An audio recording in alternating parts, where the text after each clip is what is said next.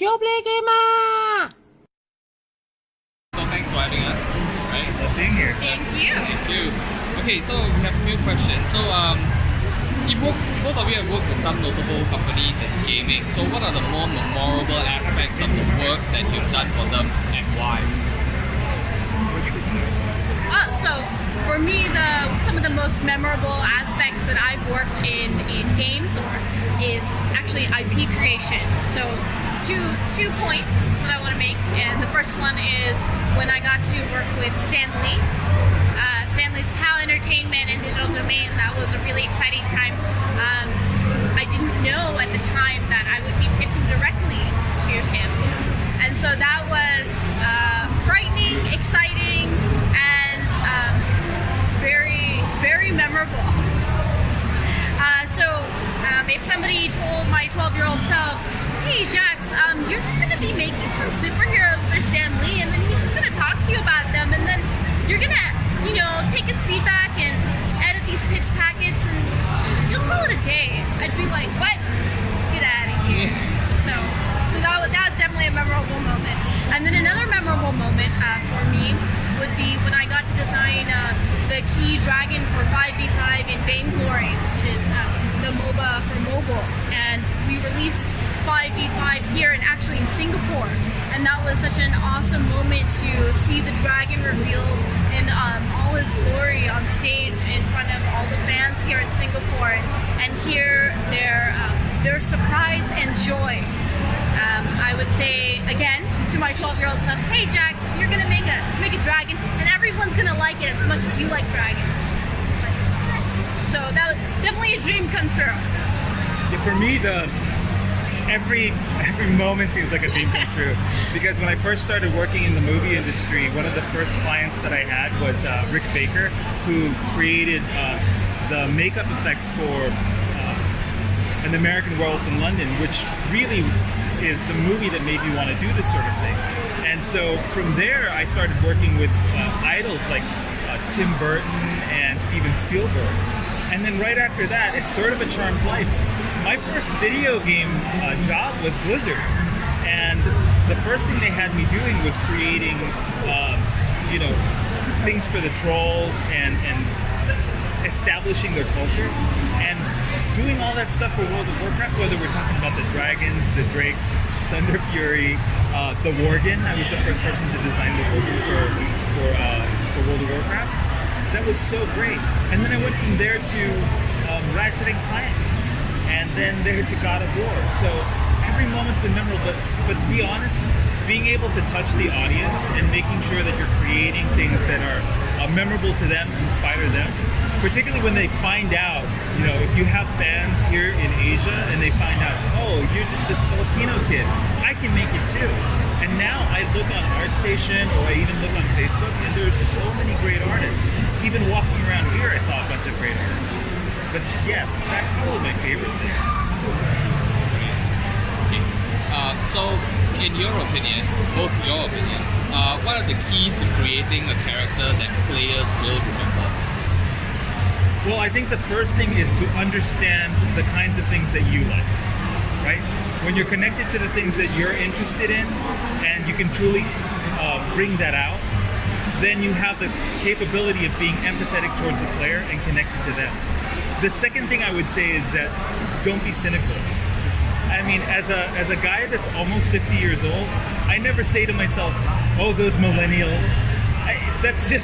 I think that's ridiculous. I think being able to connect to the younger audience and seeing the things that they like, whether it's the manga or anime or the latest movie, or what platforms that they'd like to use, for example, YouTube, which is a Generation Z kind of platform, just being connected to that stuff allows you access to create memorable characters.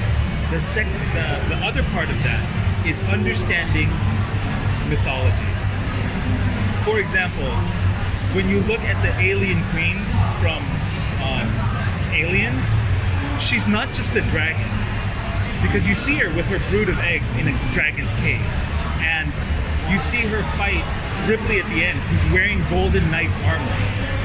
But she's also the Black Earth Mother Goddess, multi-armed agent of destruction. She's Kali. So all of these things have to be able to resonate with you so that you can connect those mythic images to your audience. And to jump onto those points, understand, we had talked a little bit in our presentation about how you need to understand what it is that you like. And once you can get excited about something that you like yourself, more often than not, other people will get excited about the same things. So just because you think, I must be like the only kid that likes dinosaurs with guns, probably not. There are many, many people, multi-million-dollar industry there, who like the same thing. So just having a true passion for what you're doing, if you fall in love with your work, that passion will show through, and people who also view your work that will resonate with them. Great, perfect. Right, for my next question, is the ability to draw really well critical to the character creation process? What advice would you have for someone that tries really hard but still can't draw for nuts?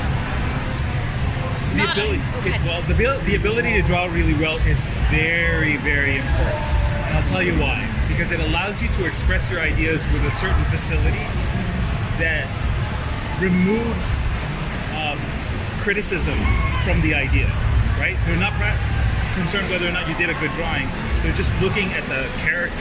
They're just looking at the thing that's living in front of them.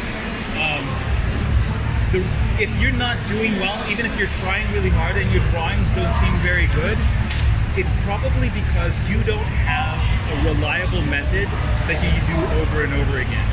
It's like in sports. If you're taught a method to play basketball and you practice that same method over and over again, your progression is going to go much faster than someone that's random. Like fighting is even a better analogy, because I can learn fighting on the street, but that's not going to make me that much better if I face a guy from the UFC, right? Really good training with a really good instructor that gives you a method that you can rely on, that's how you improve. And another point that we had made earlier was that drawing and the visual, you're in the business of visual communication, so the drawing, if you can convey your ideas successfully visually with the drawing, and the visual representation supports your thesis or your elevator pitch, which is easy to understand, then you can convey the archetypes, the storytelling, the character engagement and character appeal more successfully than if you're unsuccessful at the actual physical act of drawing. Right? So drawing is just a vehicle, it's vocabulary words, and concept art is a new language. So if you cannot speak the vocabulary words, you'll only be able to say simple sentences like, where is the bathroom? Can I have some bakute? These small important phrases. That you can't flirt in a foreign country if you can't speak the language. Exactly. So how are you supposed to create something that somebody wants to invest multi-million dollars in an idea if you can't flirt in it? Right. Okay. Did the creative aspect for art come naturally to both of you, or did you really have to work at it? Any tips you'd like to share with people who are struggling with the creative process? Well, I think the fire of the creative process was always there, and the fire is what made me work at it. So I constantly practiced and honed my skill. For example, I would have an idea in my head and I would draw it, and I couldn't express it. So I knew I had to practice harder so that I could express it. That was the number one thing. And the other thing is that I noticed that there were other people around me that were good at drawing. And that drove me even more, because I realized early on that I'm going to be competing against the rest of these people in order to get my dream to come true. And I think that's true about a lot of the professions today, because we're in such a global economy and it's all about content creation, right? A lot less about being an accountant or an engineer and stuff like that, especially since computers are taking over that stuff. We need creatives more than ever. So the fire was always there, but the fire is what fueled the struggle. Yeah, I think a lot of people can be passionate about many different things in your life, but you sort of have to pull back, and it takes about 7 years, they say, to become a master at something. So what is it that is truly your passion? Because, not to be morbid, but we're not here for a permanent amount of time. So what is it that you would like to do? What is it that you'd like to achieve and become a master of? And skill is focused repetition over time. So even if I have, say, a passion for playing the piano, if that's not truly my calling, and I don't feel like personally I can make the world a better place with piano playing, then what is it that I can do to make the world a better place? How can I help other people fulfill my dreams and help fulfill theirs? And for me, that's art. Are there any new projects you guys are involved in, and what can we look forward to? Oh boy, that's real secret.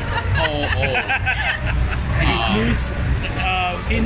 Right now, I continue to support Vainglory, and we're planning on some really significant changes to the game to make it much better for the player and to improve the player experience. But I'm always involved in new creative endeavors. One of the things that I'm really passionate about is being able to bring the kinds of education that we got in California here to Singapore and in Southeast Asia, so that we can help bring more people in with different points of view into the industry. So, just to echo what Carlo had said, I have my day job, which is supporting art for various clients, and I'm really passionate about education. Concept art and game design and being a game dev is not, there's no straight path for it.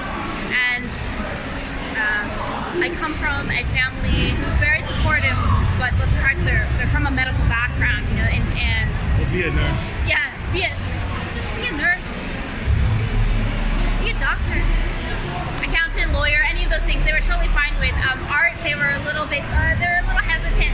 And I know, it coming from a mother's or a parent's perspective, that sounds very terrifying. They're like, how are you going to make money? I don't understand, right?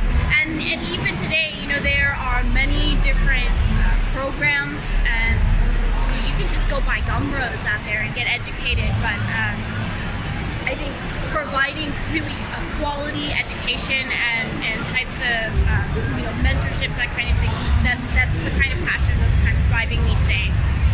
But a lot of NDA stuff that's like off to the side, but hopefully soon we can release some of that stuff and share it with you guys. That's great. Okay, so this is our last question. Are there any specific games that you're playing at the moment?